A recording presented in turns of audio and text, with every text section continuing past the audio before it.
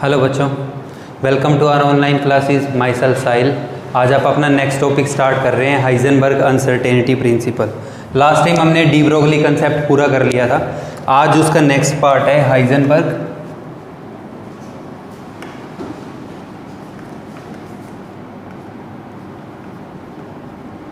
Uncertainty principle.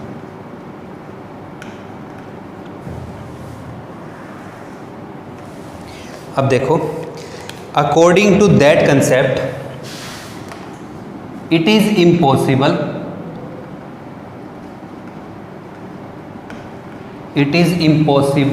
To measure position and momentum. It is impossible to measure position and momentum of a small moving body accurately and simultaneously।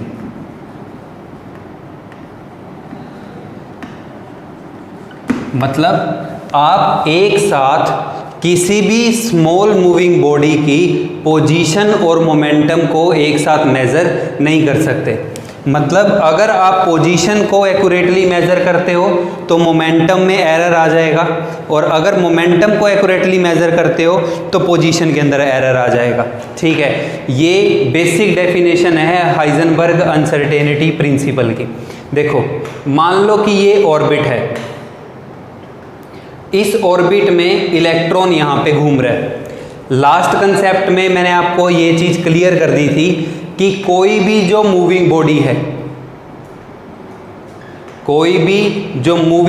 है, वो कभी भी line में सीधी नहीं चलती, वो हमेशा वेव बनाती हुई चलती है। हाँ, जिनका मास ज़्यादा होता है उनकी वेव छोटी बनती है, वो हमारे को दिखाई नहीं देती। मैंने आपको गाड़ी का एग्जांपल भी दिया था रोड पे। अब इलेक्ट्रॉन का मास कम है, तो इलेक्ट्रॉन जब ऑर्बिट में मूव कर रहा है तो इसकी जो ये वेव बनती है ये हमारे को क्लियरली मेजर होती है। ये हम इलेक्ट्रॉन माइक्रोस्कोप आता है, इलेक्ट्रॉन अल्ट्रा माइक्रोस्कोप, वहाँ पे इसको देख के मेजर कर सकते हैं। ठीक है, अब ऐसे ही एक हायर ऑर्बिट है। अब अगर आपने इलेक्ट्रॉन को देखना है तो ऐसा तो है नहीं कि भाई एटम रखा, ये मान लो कि एटम है, ये आपने रख दिया, अल्ट्रा माइक्रोस्कोप पे देखने लग गए, ऐसे तो दिखेगा ही नहीं। हमें क्या करना पड़ेगा, इसके ऊपर लाइट इंसिडेंट करानी पड़ेगी। भाई आपने एटम लिया, आप क्या करोगे, एटम के ऊपर लाइट इंसिडेंट कराओगे।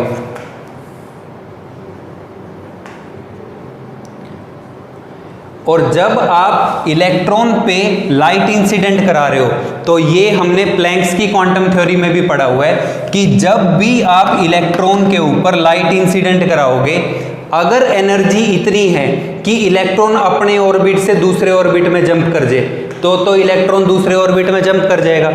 हमने ये पढ़ा था कि पहले ऑर्बिट की एनर्जी कितनी होती है, -13.6 इलेक्ट्रॉन वोल्ट पर एटम। दूसरे ऑर्बिट की एनर्जी हमने निकाल ली थी -3.4 इलेक्ट्रॉन वोल्ट पर एटम। और मैंने आपको बताया भी था कि इलेक्ट्रॉन को इस ऑर्बिट से इस ऑर्बिट में जंप करके जाने के लिए 10.2 इलेक्ट्रॉन वोल्ट पर एटम एनर्जी की ज़रूरत होती है। अब आपने लाइट इंसिडेंट कराई, अगर फोटोन की एनर्जी इतनी नहीं है तो इलेक्ट्रॉन तो जंप नहीं करेगा, क्योंकि ये वैल्यू हम पढ़ चुके हैं कि ये जो सारा का सारा कंसेप्ट है, ये सारा कंसेप्ट क्या है, क्वांटाइज्ड है। अगर फोटोन की एनर्जी इतनी होगी तो एटम जंप करेगा, नहीं तो नहीं करेगा। अब इंसिडेंट कराई, लाइट तो इसने एब्जॉर्ब कर ली,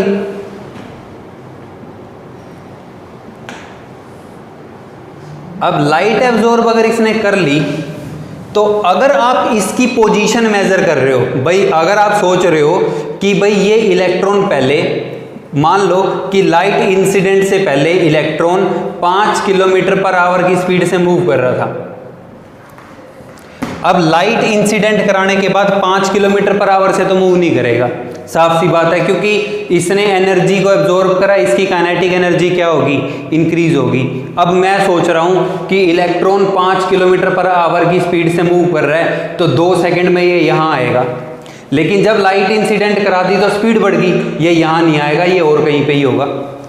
ठीक है, तो इसका मतलब क्या है कि जब आप पोजीशन को मेजर करने जा रहे हो, आपको मोमेंटम पता है, मोमेंटम की वैल्यू कैसे निकालते हैं, मास इनटू वेलोसिटी।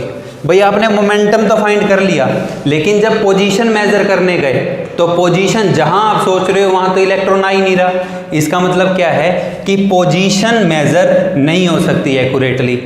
अब आपने ये पता कर लिया कि भाई इतने फोटोन को इंसिडेंट कराया, तो फोटोन इंसिडेंट कराने के बाद इलेक्ट्रॉन जो है वो मूव करने लग गया।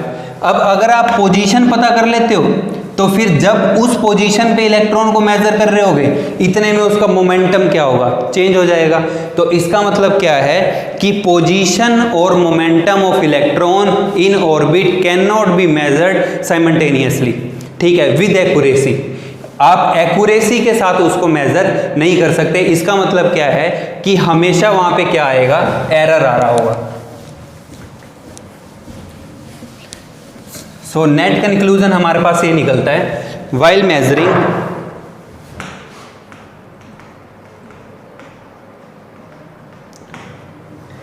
Measuring position and momentum simultaneously, जब आप पोजीशन और मोमेंटम को साइमल्टेनियसली मेजर कर रहे हो, there will be some uncertainty, uncertainty का मतलब है एरर इन मेजरमेंट। हमेशा मेजरमेंट में क्या आएगा, एरर आएगा। अब इसको हम रिप्रेजेंट कैसे करेंगे, डेल्टा एक्स। डेल्टा एक्स का मतलब है uncertainty, uncertainty in measurement of position. भाई पोजीशन को मेजरमेंट करते हुए मान लेते हैं हम कि डेल्टा एक्स नाम का एरर आ रहा है, dot delta P uncertainty in measurement, uncertainty in measurement of momentum. और ये दोनों अनसर्टेनिटी के जो मल्टीपल है वो या तो बराबर होगा या हमेशा ग्रेटर होगा h/4 पाई के। ठीक है, जो हीजनबर्ग अनसर्टेनिटी प्रिंसिपल है वो यही है, uncertainty in measurement of position into uncertainty in measurement of momentum हमेशा ज़्यादा होगा या बराबर होगा किसके, h/4 पाई के। ठीक है, अब न्यूमेरिकल सॉल्व करते हुए हम हमेशा क्या करते हैं कि जो delta X into delta P है इसको इक्वल लेके चलते हैं h/4 पाई के।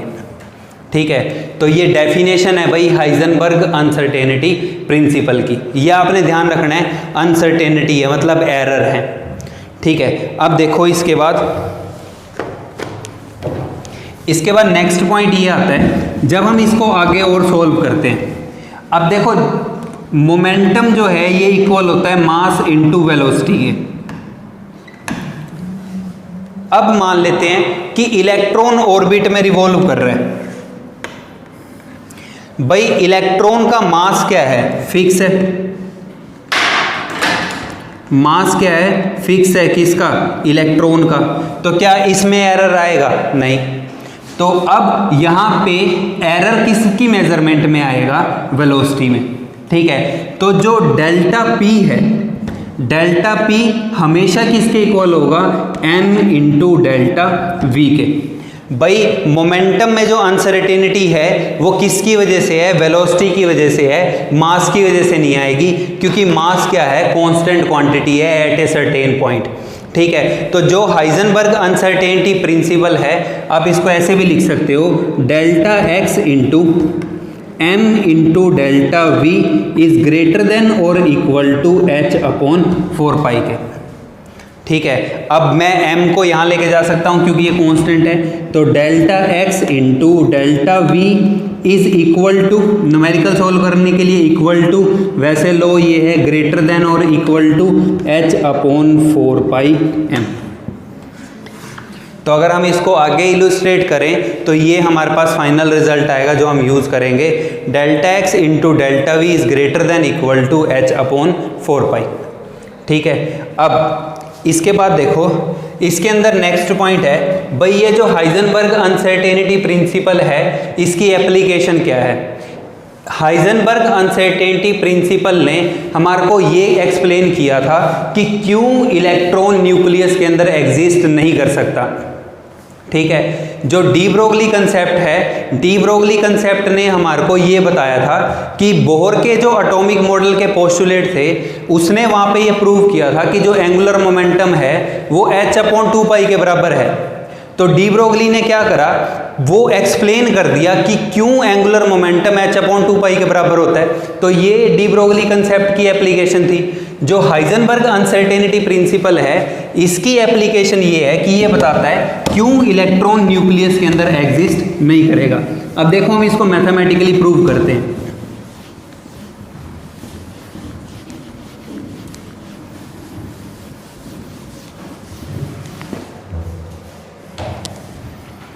एप्लीकेशन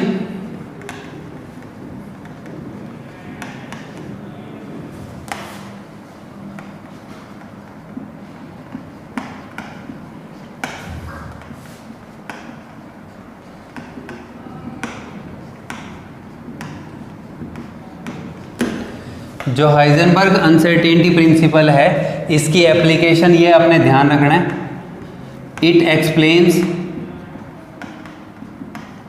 वाई इलेक्ट्रॉन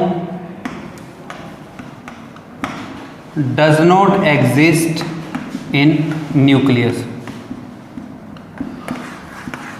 क्यों इलेक्ट्रॉन जो है वो न्यूक्लियस के अंदर एग्जिस्ट नहीं करता। अब देखो, जब हमने एटॉमिक मॉडल पढ़ा, सबसे पहला एटॉमिक मॉडल था रदरफोर्ड का।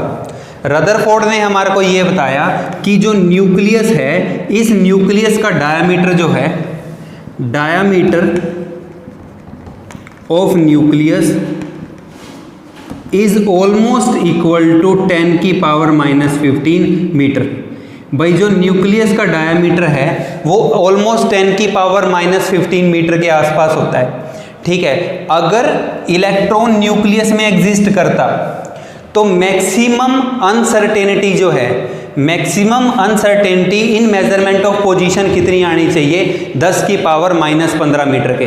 भाई मान लो मैं ये कह रहा हूँ कि इलेक्ट्रॉन न्यूक्लियस में एग्जिस्ट कर रहा है, आपने इस पे लाइट इंसिडेंट कराई, आप वेलोसिटी मेजरमेंट कर रहे हो, एरर किस में आएगा, पोजीशन में। मैंने आपको बताया कि दोनों एक साथ मेजर नहीं होते एक्यूरेटली, एक हो जाएगा दूसरे पे क्या आएगा, एरर। मैं ये कह रहा हूँ कि भाई इस न्यूक्लियस में इलेक्ट्रॉन की जो वेलोसिटी है वो मुझे पता है और वो फिक्स है, तो अब एरर किस में आएगा, एरर आना चाहिए पोजीशन मेजरमेंट में। अब न्यूक्लियस अगर इस डायामीटर में है तो एरर कितना होना चाहिए, मैक्सिमम 10⁻⁻15 मीटर। भाई अगर एरर 10⁻⁻15 मीटर से ज़्यादा है तो इलेक्ट्रॉन न्यूक्लियस में एग्जिस्ट नहीं करेगा, कहाँ पे करेगा, बाहर एग्जिस्ट करेगा। ठीक है, तो अब अगर आप फॉर्मूला लिखो तो फॉर्मूले में हमने ये बनाया है कि delta x into delta v is equal to h upon 4πm। मैंने आपको बताया कि न्यूमेरिकल के लिए आपने क्या करना है, बराबर वाला साइन लेके चलना है। अब मैं अनसर्टेनिटी इन पोजीशन निकाल रहा हूं। ठीक है, we will find uncertainty in measurement of position if it is greater than 10⁻⁻15 meter, then electron will not exist in nucleus। भाई मैं ये कह रहा हूं कि अगर मेजरमेंट जो है वो 10 की पावर -15 मीटर से ज़्यादा होगा तो न्यूक्लियस के अंदर इलेक्ट्रॉन एग्जिस्ट नहीं करेगा।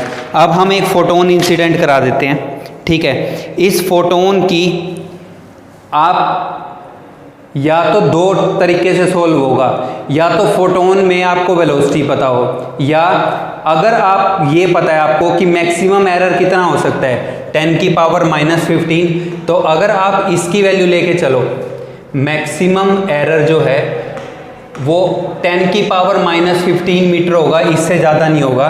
तो आप डेल्टा वी की वैल्यू फाइंड कर लो, ठीक है। हमने एक पॉइंट पढ़ा था कि इलेक्ट्रोमैग्नेटिक वेव जो हैं उसमें स्पीड ऑफ लाइट पढ़ी थी हमने 3 × 10 की पावर 8 मीटर पर सेकंड। हमने ये पढ़ा हुआ है कि भाई कोई भी पार्टिकल इस स्पीड से ज़्यादा स्पीड से मूव नहीं कर सकता। भाई अगर अनसर्टेनिटी पोजीशन मेजर करने में मैक्सिमम एरर 10 की पावर -15 मीटर है तो स्पीड इससे कम होनी चाहिए, स्पीड या वेलोसिटी। आप फाइंड करके देख लो, अगर इससे कम आ रही है तो इलेक्ट्रॉन न्यूक्लियस में एग्जिस्ट कर जाएगा विद दैट एरर, अदरवाइज नहीं करेगा। तो अब अगर आप इसको सोल्व करते हो तो डेल्टा वी निकाल लेते हैं पहले। तो डेल्टा वी किसके इक्वल आएगा, एच की प्लैंक्स कांस्टेंट की वैल्यू 6.62 × 10 की power -34 joule second upon 4 pi की वैल्यू 22/7 होती है, तो 7 ऊपर जाके मल्टीप्लाई हो जाएगा। मास ऑफ इलेक्ट्रॉन कितना होता है 9.11 × 10 की power -31 kilogram into delta x की में हम मैक्सिमम एरर कितना लेके चल रहे हैं 10 की पावर -15 मीटर। अब देखो मैंने आपको न्यूमेरिकल सोल्व करने के लिए एक चीज़ बताई थी, जब तक यूनिट कटेंगी नहीं आप आंसर नहीं निकाल सकते। आपको क्या करना पड़ेगा, यहाँ जूल के डायमेंशन लिखने पड़ेंगे। तो जूल के डायमेंशन क्या होते हैं, kilogram metre square second inverse, ठीक है। तो अब इस केस के अंदर आपके पास यहाँ पे वैल्यू बच क्या रही होगी, देखो किलोग्राम से किलोग्राम कैंसिल हो रहा होगा, 1 मीटर से ये मीटर की पावर कैंसिल हो रही होगी। अब आपने बाकी कैलकुलेशन करनी है। देखो 10 की पावर -31 10 की पावर -15, तो पावर कितनी होगी -46, ये ऊपर जाके प्लस हो जाएगी, तो 6.62 × 10 की power -34 + 46 divided by into multiply बच रहा है 7 डिवाइडेड बाय 4 × 22 × 9.11, यही बच रहा है। अब पावर कितनी बच रही है हमारे पास, पावर बच रही है प्लस का 12, तो क्या आ जाएगा 6.62 × 10 की पावर +12 डिवाइडेड बाय 4 × 22 × 9.11। आप क्या करो 2 जीरो उतार लो नीचे इस न्यूमेरिकल को सोल्व करने के लिए, तो क्या आ जाएगा 6.62 × 100 × 10 की पावर 10 डिवाइडेड बाय 4 × 22 × 9.11। आप इस कैलकुलेशन को सोल्व कर लो, ठीक है। तो जब आप इस कैलकुलेशन को सोल्व करोगे, मान लो कि अगर ये फैक्टर 1 भी आ गया तो क्या आ जाएगा 1 × 10 की पावर 10 मीटर, यहाँ पे ये आएगा सेकंड स्क्वायर, सेकंड की पावर -2। जूल के dimension kilogram metre square second की पावर -2, तो यहाँ पे एक सेकंड है, ऊपर क्या बचेगा सेकंड की पावर -1। अब देखो 1 मीटर से मीटर कैंसिल हो गया, तो ऊपर क्या बच रहा है मीटर, और क्या बच रहा है साथ में सेकंड इनवर्स, तो यूनिट क्या बन जाएगी मीटर पर सेकंड। तो भाई ये पावर कितनी थी, देखो स्पीड ऑफ लाइट कितनी होती है 3 × 10 की पावर 8 मीटर पर सेकंड। तो हम ये कहते हैं कि इससे ज़्यादा स्पीड तो किसी की हो ही नहीं सकती। लेकिन जब इलेक्ट्रॉन न्यूक्लियस में एग्जिस्ट करता है, अगर करता तो उसकी स्पीड कितनी होती ऑलमोस्ट 1 × 10 की पावर 10 मीटर पर सेकंड, जो कि सही नहीं है, क्योंकि देखो 2 पावर का फर्क आ रहा है, तो ये वैल्यू ज़्यादा है, ठीक है। आप लिख लेना चाहिए more than speed of light, ये स्पीड ऑफ लाइट से भी ज़्यादा है, विच इज़ नॉट ट्रू। जो कि बात जो है वो सही नहीं है। इसका मतलब क्या है कि भाई इलेक्ट्रॉन न्यूक्लियस के अंदर एग्जिस्ट नहीं करेगा। ये प्रूव करता है कि इलेक्ट्रॉन न्यूक्लियस के अंदर एग्जिस्ट नहीं करेगा। 3 नंबर का बहुत बारी क्वेश्चन आता है, आपको एक्सप्लेन करना है, ठीक है। अगर वो फोटोन की एनर्जी बता दे, ठीक है, तो आप अगर वेलोसिटी बता दे तो आप वो फाइंड कर सकते हो, उसके correspondingly change in maximum error find कर सकते हो। इससे ज़्यादा है तो इलेक्ट्रॉन एग्जिस्ट नहीं करेगा, अदरवाइज ये इजी है, ठीक है। तो आप यहाँ से प्रूव कर सकते हो।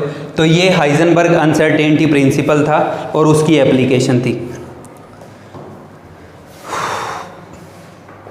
अब इसके बाद देखो, जब आप इसके क्वेश्चन सोल्व करोगे, ठीक है, आपने एक चीज़ का ध्यान रखना है बस क्वेश्चन सोल्व करते हुए। आपको वो बार बार ये कहेगा क्वेश्चन के अंदर कि मेजरमेंट विद एक्यूरेसी दैट, तो वो मेजरमेंट विद एक्यूरेसी जो कह रहा है वो अनसर्टेनिटी कह रहा है, ठीक है। इसमें से बहुत बार क्वेश्चन आता है और क्वेश्चन पे गलती यही आ जाती है कि अगर वो मान लो कि आपको ये कह रहा है कि मेजरमेंट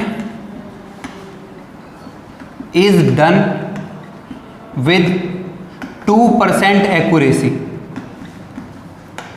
जहां पे मेजरमेंट कर रहा है वो जितनी भी एक्यूरेसी से कर रहा है या प्रिसीजन से कर रहा है, चाहे एक्यूरेसी से कर रहा हो चाहे प्रिसीजन से कर रहा हो या वो अनसर्टेनिटी लिख रहा हो,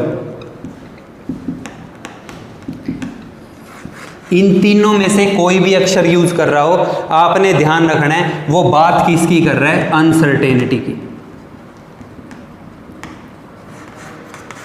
ठीक है। अगर वो मान लो कि ये कह दे कि स्पीड या velocity of electron is 45 metre per second, अगर वो ये कह दे कि स्पीड या वेलोसिटी ऑफ इलेक्ट्रॉन इतना है and this is measured with 2% accuracy, वो हमारे को क्वेश्चन में मान लो ये कह रहा है कि स्पीड या वेलोसिटी ऑफ इलेक्ट्रॉन जो है वो 45 मीटर पर सेकंड है और जो मेजरमेंट है वो सिर्फ 2% एक्यूरेसी से हो रहा है या जितनी भी परसेंट कहे, तो आप क्या करोगे, अनसर्टेनिटी फाइंड करोगे। तो अनसर्टेनिटी आप क्या निकालते हुए क्या करोगे, उस टाइम पे जो आपको मैक्सिमम स्पीड बता रखी होगी उसका आपने क्या कर देना है, 2% फाइंड कर देना है, ठीक है। तो जितने भी क्वेश्चन के अंदर परसेंटेज दे रखी हो आप उसी का एरर जो है अब उसका उतना ही परसेंट फाइंड कर दो। तो जैसे यहाँ पे उसने हमारे को ये कह रखा था कि भाई 45 मीटर पर सेकंड है और 2% एक्यूरेसी है, तो इसका 2% निकालते हुए क्या करोगे आप, 2/100 इंटू में 45, तो ये आ जाएगा अनसर्टेनिटी इन वेलोसिटी। तो 90/100 which is equal to 0.9 metre per second, ठीक है। पिछले 3 बारी से लगातार IIT PMT पे क्वेश्चन है, सेम क्वेश्चन ऐसे ही होता है। हर बार बच्चों की मिस्टेक क्या है कि वो इसको एक्यूरेसी मान लेते हैं और फिर अनएक्यूरेसी क्या करते हैं, उसमें से माइनस कर देते हैं। बट दिस इज, आपको ये चीज़ करनी ही नहीं, आपको ये ध्यान रखना है, मैं यही एक्सप्लेन करके दे रहा हूँ कि जैसे ही वो एक्यूरेसी, प्रिसीजन या अनसर्टेनिटी कुछ भी कहे, इतनी आपको अनसर्टेनिटी दे रखी है, आप क्या करोगे, जो वैल्यू है उसका उतना परसेंट निकाल दोगे और वो अनसर्टेनिटी आ जाएगी, ठीक है। अब देखो मैं इससे रिलेटेड आपको एक क्वेश्चन कराता हूँ।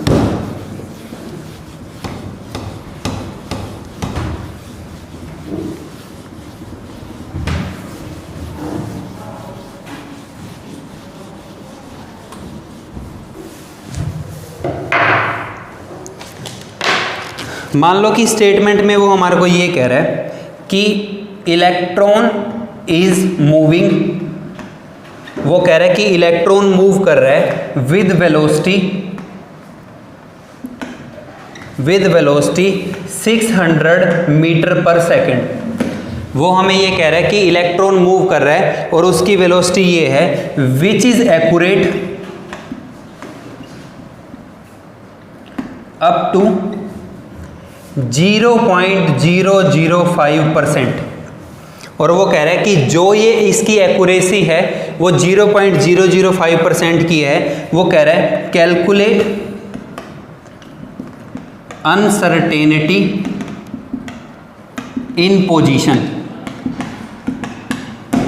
आपको क्या निकालना है यहाँ पे, अनसर्टेनिटी इन पोजीशन फाइंड करना है। अनसर्टेनिटी इन पोजीशन का मतलब क्या है, आपको डेल्टा एक्स की वैल्यू फाइंड करनी है। ठीक है, अब पहले वही फॉर्मूला लिखो। तो देखो delta X into delta we is equal to h/4πm, ये फॉर्मूला है। अब डेल्टा एक्स तो हमने फाइंड करना है। अब हमें क्या निकालना पड़ेगा, uncertainty in velocity. Uncertainty in velocity के लिए मैंने अभी आपको बताया था कि अगर वो कह रहा है कि कोई भी पार्टिकल किसी स्पीड से मूव कर रहा है और वो कह रहा है कि उसकी जो एक्यूरेसी है अप टू दैट % है, तो जब आप इसकी अनसर्टेनिटी निकालोगे तो आप उसका उतना % फाइंड कर दोगे। अनसर्टेनिटी इन वेलोसिटी, अब ये कितना आ जाएगा, अब एक्यूरेसी कितनी है 0.005, 2 का एग्जाम्पल दिया था तो क्या निकालना था 2%, तो इतना ही % फाइंड कर दो। 0.005 डिवाइडेड बाय 100 इंटू में 600, 2 0 से 2 0 कट हो जाएंगे, तो 5/1000 इंटू 6 तो 30/1000, तो 0.03 मीटर पर सेकेंड। तो आपके पास ये क्या आ जाएगा, अनसर्टेनिटी इन वेलोसिटी। ये चीज़ ही थी इस क्वेश्चन में समझने लायक। अब तो आपको डायरेक्टली वैल्यू फाइंड करके रखनी है। तो डेल्टा एक्स जो है वो इक्वल आ जाएगा 6.62 इंटू 10⁻⁻34 जूल वही kilogram metre second square upon 4 pi की वैल्यू 22/7, तो 7 ऊपर जाके multiply mass that is 9.11 into 10⁻31 kilogram. इसके बाद अब अनसर्टेनिटी इन वेलोसिटी नीचे जाके मल्टीप्लाई होगा, तो ये कितना था 0.03, मतलब 3/100 करोगे तो 100 ऊपर जाके मल्टीप्लाई मीटर पर सेकेंड। ठीक है, ये सेकंड इनवर्स है भाई, सेकंड इनवर्स से सेकंड कैंसिल, किलोग्राम से किलोग्राम कैंसिल, मीटर से 1 पावर कैंसिल, सिर्फ मीटर बच रहा है पीछे, यूनिट ध्यान रखनी है मीटर है। अब इसके बाद पावर सोल्व करनी है आपने और क्वेश्चन वही बन जाएगा। ठीक है, ये पावर ऊपर जाके प्लस हो जाएगी। 100 को कैसे लिख सकते हैं 10⁻², तो 6.62 इंटू 10⁻34, ये ऊपर जाके प्लस 31, ये वाला +2 into 7 divided by 4 into 22 into 9.11 into 3। आप मल्टीप्लाई कर लेना भाई और आपके पास रिस्पेक्टिवली आंसर आ जाएगा किसका, डेल्टा एक्स का। ठीक है, तो ये हमारा कंसेप्ट था हाइजेनबर्ग अनसर्टेनिटी प्रिंसिपल का। ठीक है, अब आपने इससे रिलेटेड इसके न्यूमेरिकल प्रैक्टिस करके देखने हैं। ठीक है, नेक्स्ट टाइम हम अपना अब नेक्स्ट पोर्शन स्टार्ट करेंगे which is quantum mechanics. Hope so समझ में आ गया होगा। आप न्यूमेरिकल ट्राई करके देखें। अगर आपको ये बात पता लग रही है तो उसके बाद न्यूमेरिकल ईजी है। ठीक है, आप पढ़ते रहो, रिवाइज करते रहो। Thank you.